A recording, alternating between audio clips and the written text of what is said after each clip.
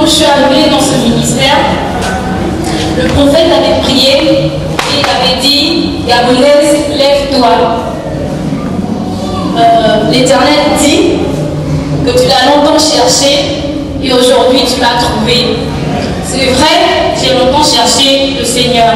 Et tu perds la cabernet ce jour-là. Voilà.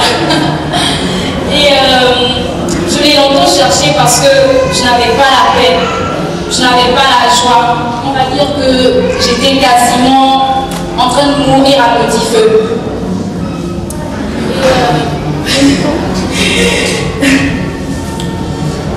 Et en fait, je mourais parce que j'ai vécu plusieurs situations d'échec. On va dire échec finalement sur tous les plans de ma vie. Sentimentaux, dans la famille, enfin, ça n'allait plus. Et pire, dans mes études, ça commençait à vraiment capoter parce que vraiment c'était la seule chose à laquelle je m'attachais. Et j'ai toujours été une bonne élève à l'école.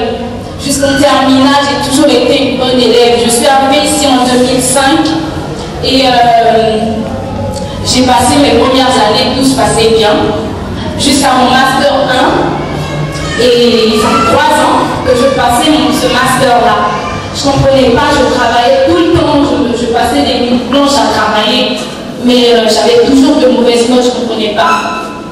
J'étais tellement découragée en fait que j'étais devenue une grande chimiste. J'allais dans les pharmacies chercher des médicaments pour booster le cerveau, booster ma mémoire parce que j'en avais marre, je ne pouvais plus.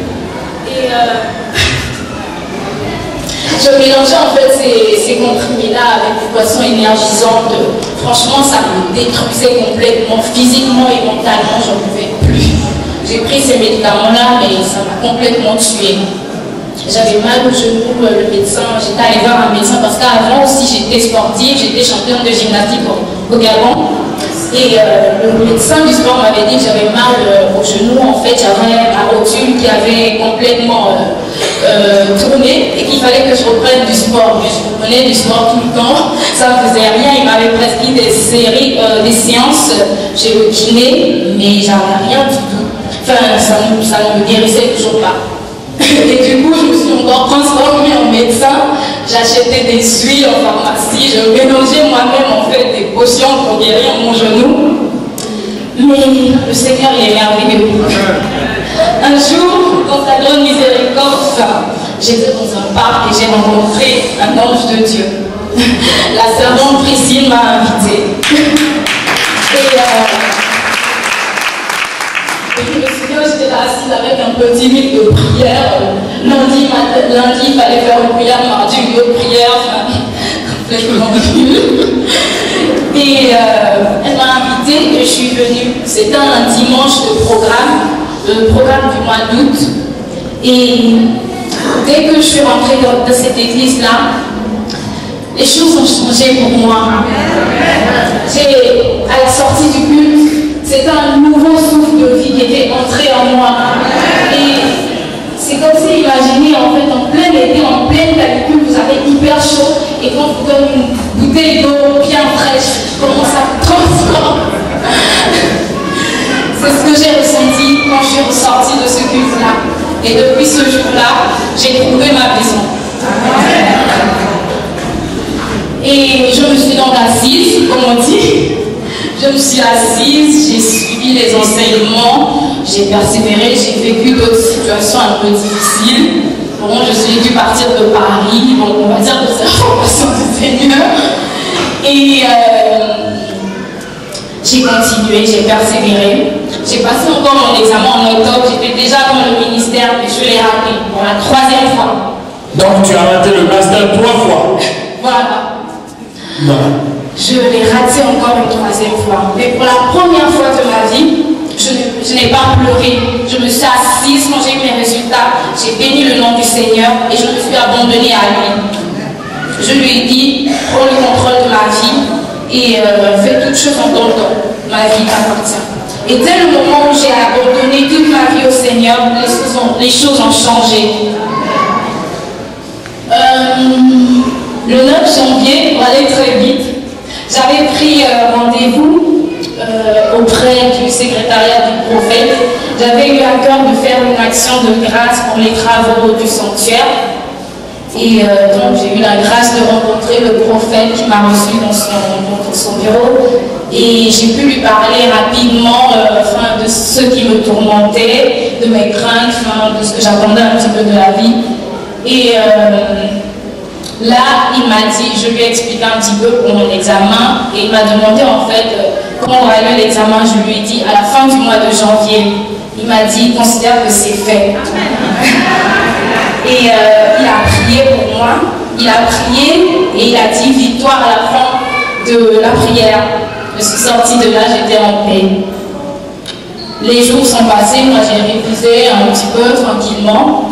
Mon examen c'était prévu pour le 28 janvier.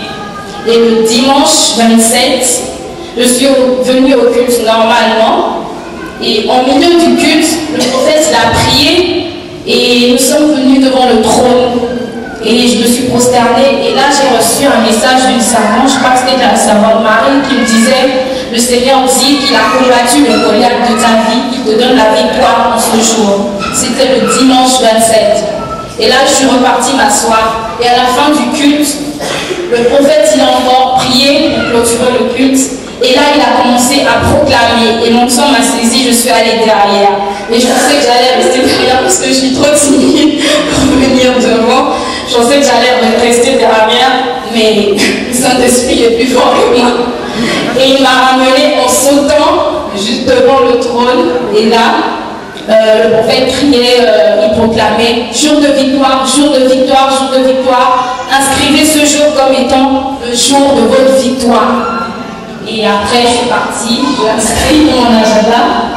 Et le lendemain, le 28, comme le Seigneur il est merveilleux, il sait que je doute souvent, il m'a accompagné au petit matin, à 5 h du matin, dans un songe où il me montrait déjà que dans la salle de l'examen, il y avait un ange qui m'attendait, que je sois en paix. Donc, je suis partie à l'examen, j'ai composé naturellement. Et pourtant, c'était une matière que je détestais complètement, le droit. Mais pour la première fois, je me suis prise vraiment à aimer le droit, à composer. Et là, le travail s'est fait. Je suis sortie de là, j'ai dit Seigneur, j'ai fait ce que je pouvais, je sais que j'étais là, donc voilà, je suis sortie de là et quelques semaines plus tard, j'ai eu mes résultats. Enfin, je venais au culte normalement et j'ai juste le plaisir de vous annoncer que je suis nouvelle diplômée, master en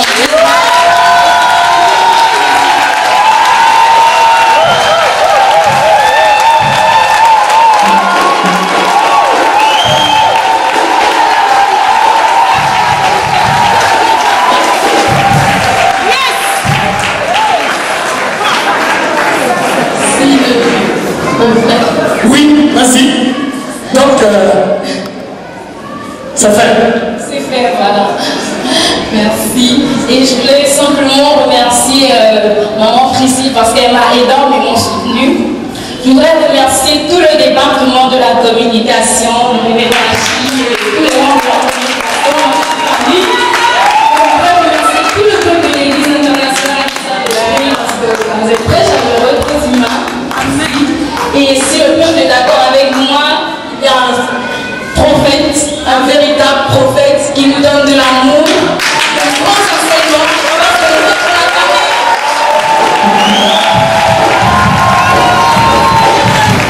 Merci. Merci beaucoup, elle n'a pas fini, je crois. Alors, on a remercié ici, on a remercié la communication, on a remercié le peuple, on a acclamé le prophète, et maintenant on va vous façonner le Christ.